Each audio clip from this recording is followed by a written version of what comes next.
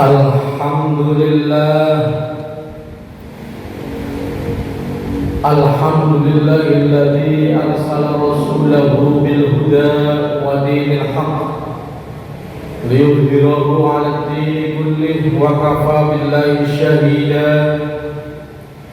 Ashhadu an la ilaha illallah wahdahu la sharika lah wa ashhadu anna Muhammadan 'abduhu wa rasuluh.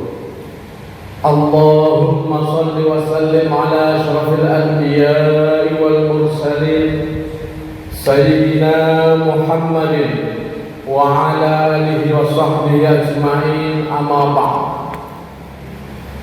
Faya ayyuhal muslimun, usikum wa iyaya bitaqwallah faqad fazal muttaqun. Wasma'u ma qala Allah ta'ala fil Qur'anil Karim. A'udzu billahi minasy syaithanir rajim. Laqad kana lakum fi Rasulillahi uswatun hasanah liman kana yarjullaha wal yawmal akhir wa dzakarallaha katsira. Al-ayat. Kaum muslimin rahimakumullah, mengawali khutbah ini kami menyampaikan wasiat khususnya untuk diri pribadi kami dan kepada kita sekalian. Marilah kita terus berupaya meningkatkan ketakwaan kita kepada Allah Subhanahu wa taala dengan terus berusaha menjalankan segala perintah-perintahnya dan juga berusaha menjauhi segala larangannya. Hadirin jamaah Jumat rahimakumullah, kita bersyukur sebagai bangsa Indonesia, baru saja 2 hari yang lalu kita menyelesaikan salah satu kewajiban sebagai bangsa, terutama wajib pilih, yakni memilih kepala daerah, apakah gubernur maupun wali kota. Mungkin bagian dari kabupaten memilih bupatinya. Dan alhamdulillah sampai hari ini walaupun KPU belum meresmikan atau mengumumkan secara resmi, tetapi dari hasil quick count kita sudah tahu siapa yang bakal memimpin daerah kita, apakah daerah tingkat 2 kota madya maupun kabupaten maupun provinsi. Kita tahu bahwa pesta demokrasi dengan cara pemilihan langsung ini sebagai salah satu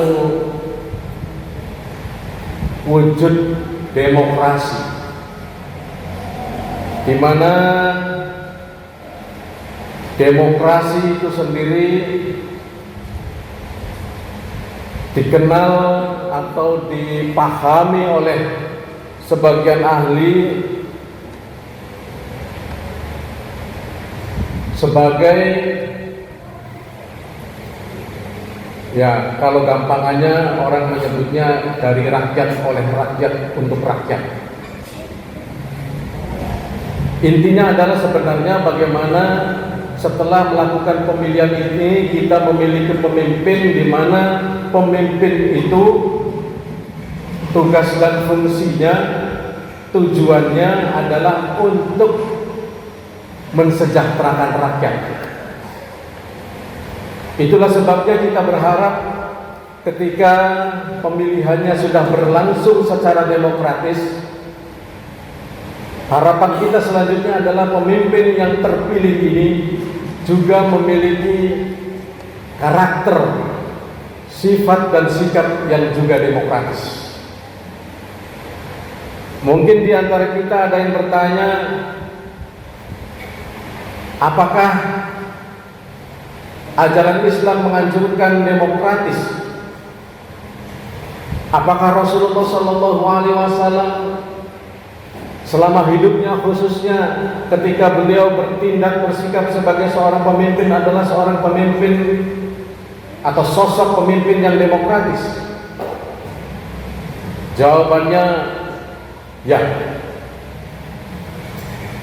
Kita bisa buka sejarah, buka sirah nabawiyah, bahwa Rasulullah SAW ini selama hidupnya, bahkan ada yang mencatat sebelum menjadi nabi dan rasul, beliau sudah menanamkan sifat-sifat, sikap-sikap demokratis. Antara lain, beliau mengajarkan nilai-nilai kesetaraan, nilai-nilai kejujuran, nilai-nilai kebebasan, nilai-nilai keberagaman. Dan beliau juga bukan saja diteliti oleh ahli yang beragama Islam, oleh para ahli yang non-muslim pun meneliti kehebatan Rasulullah, sehingga beliau ditempatkan oleh Demi Khilhat sebagai tokoh nomor wahid di dunia, mengalahkan tokoh-tokoh dunia lainnya. Kemudian John L. Esposito menyebut bahwa Nabi kita Muhammad SAW adalah seorang Nabi dan Rasulullah yang telah membangkitkan salah satu peradaban besar di dunia ini. Karena pada intinya kepemimpinan Rasulullah ini ada dua, yakni beliau adalah pemimpin agama sekaligus pemimpin bagi umat manusia. Itu yang terpenting. Nilai-nilai demokratis yang beliau tunjukkan juga,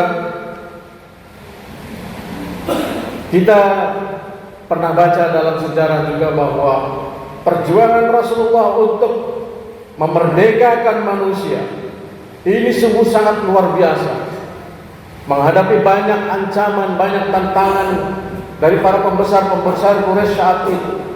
Karena pada saat itu kehidupan manusia ada dalam keterpurukan yang sangat luar biasa, yang sering kita sebut sebagai zaman jahiliyah, zaman kebodohan, di mana perbudakan antara manusia yang satu dengan manusia yang lain terjadi di mana-mana. Yang kaya memperbudak yang miskin. Begitu juga ketika lahir bayi-bayi perempuan, banyak kepala keluarga yang merasa malu sehingga membunuh bayi-bayi anak kandungnya sendiri jika itu adalah bayi perempuan. Kemudian juga dalam bidang hukum, semau-maunya, yang berkuasa, yang punya banyak uang, seolah-olah tumpul terhadap hukum. Tetapi ketika orang-orang yang susah, orang-orang miskin, itu sangat tajam sekali terkena hukum. Makanya ya ada istilah, jangan sampai hukum ini tumpul ke atas, tajam ke bawah, kayak pisau. Karena kita manusia ini secara naluriah menginginkan keadilan. Hadirin kaum muslimin rahimakumullah, sikap demokratis beliau juga beliau perlihatkan ketika beliau menjadi pemimpin rakyat, pemimpin bangsa, pemimpin negara.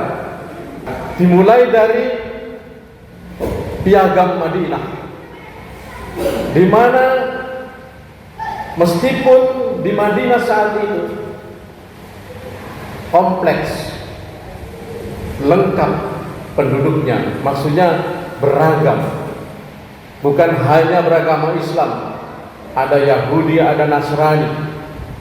Tetapi dengan Piagam Madinah, beliau membuat perjanjian untuk perdamaian, untuk saling melindungi satu sama lain, demi menciptakan kerukunan hidup antar umat beragama dan masyarakat saat itu.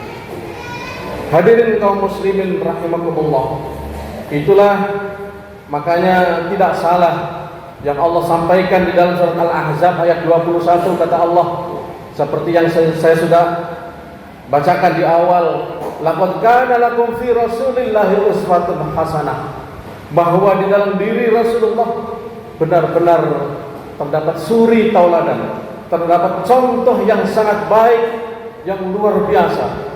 Yang kalau dikorek dari masa kecilnya, beliau menjadi contoh bagaimana kehidupan masa kanak-kanak, masa remaja bisa dijadikan contoh buat kita umat manusia setelah beliau.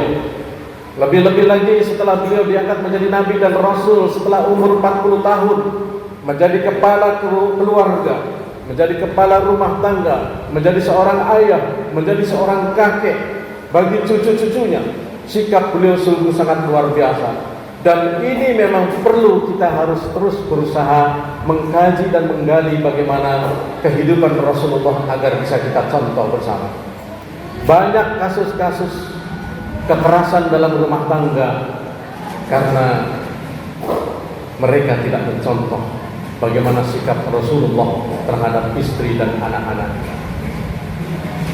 Banyak kasus perceraian, mereka juga tidak mencontoh kepada kehidupan Rasulullah yang begitu luar biasa, menjadi panutan bagi seluruh istri-istrinya, seluruh anak-anaknya, sehingga beliau benar-benar ada pada posisi seorang ayah yang sangat luar biasa.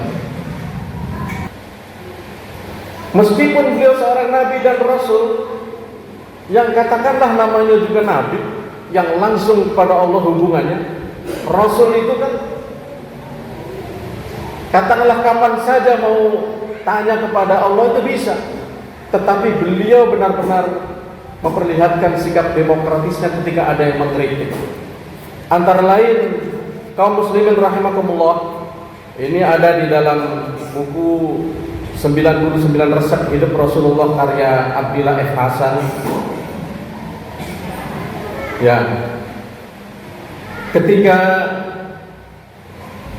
perang Badar, pasukan muslimin berhenti di sebuah sumur yang bernama Badar, dan beliau memerintahkan untuk menguasai sumber air tersebut sebelum dikuasai musuh. Nah, ini contoh ada sahabat Nabi yang berani mengkritik pendapat Rasul. Salah seorang sahabat yang pandai strategi perang, maksudnya bernama Kha'ab ibn Munzir. Dia tanya dulu. Nah, ini juga sikap sahabat ini luar biasa, mau mengkritik tapi dengan kalimat yang bijaksana, kalimat yang bagus. Tidak perlu berteriak-teriak, tidak perlu menyalah-nyalahkan, tidak perlu menyudutkan Rasulullah. Bayangkan beliau bertanya, Kha'ab ini, ya Rasul, pendapatmu seperti itu apakah wahyu dari Allah ataukah hanya strategi perang dari pikiranmu, dari pendapatmu sendiri? Rasulullah kemudian menjawab bahwa ini adalah dari strategi, dari pikiranku sendiri, bukan dari wahyu Allah. Kemudian Kha'ab menjelaskan kepada Rasulullah, menyampaikan pendapatnya. Wahai Nabi, jika demikian menurut saya tempat ini tidak strategis. Lebih baik kita pindah ke tempat air yang terdekat dengan musuh. Kita membuat markas di sana dan menutup sumur-sumur yang ada di belakangnya. Kita buat lubang-lubang dekat perkemahan dan kita isi dengan air sampai penuh, sehingga kita akan berperang dan mempunyai persediaan air yang cukup, sedangkan musuh tidak mempunyai persediaan air minum. Hadirin kaum muslimin rahimakumullah, mendengar pendapat Kha'ab bin Munzir ini, Nabi Muhammad meskipun seorang nabi, seorang rasul, dia tidak kemudian lu tahu apa. Tidak seperti itu, tidak meremehkan pendapatnya, bahkan justru Nabi mendukung pendapatnya. Dan alhamdulillah dengan strategi yang merupakan pendapat dari seorang sahabat Kha'ab bin Munzir ini, justru para sahabat dan Rasulullah saat itu memenangkan perang dengan telak, kemenangan yang luar biasa, yakni yang terkenal dengan perang Badar. Hadirin kaum muslimin rahimakumullah. Jadi kesimpulannya dari khutbah ini adalah bagaimana kita, kalau di sini kebetulan misalnya ada pemimpin yang terpilih 2 hari lalu, tolong contohlah Rasulullah, bersikap demokratislah, kuatkan tujuan saudara-saudara bahwa saudara dipilih oleh rakyat, maka saudara harus lebih mementingkan kepentingan rakyat. Dan bagi kita yang tidak dipilih tetapi memilih masyarakat biasa, kita doakan semoga saudara-saudara kita yang terpilih, apakah menjadi gubernur, menjadi bupati dan wali kota, semuanya amanah, semuanya menerapkan kepemimpinan Rasulullah yang sering kita dengar sebagai sidik, jujur, tablik, transparan, terbuka, kemudian amanah dan fatwa cerdas. Begitu juga menanamkan nilai-nilai demokratis, karena jangankan kita manusia biasa, Rasul pun membutuhkan pendapat orang lain. Jadi ketika ada masukan, mudah-mudahan saudara-saudara kita yang terpilih ini semuanya bisa menerima masukan-masukan dengan cara bijaksana. Kalaupun misalnya masukannya tidak terlalu bagus, tentu dia akan memilih masukan dari yang lain yang lebih bagus. Terima kasih. Barakallahu li wa lakum fil Qur'anil azim wa nafa'ani wa iyyakum bima fihi minal ayati wa dzikril hakim wa taqabbal minni wa minkum tilawatahu innahu huwas samiul basir.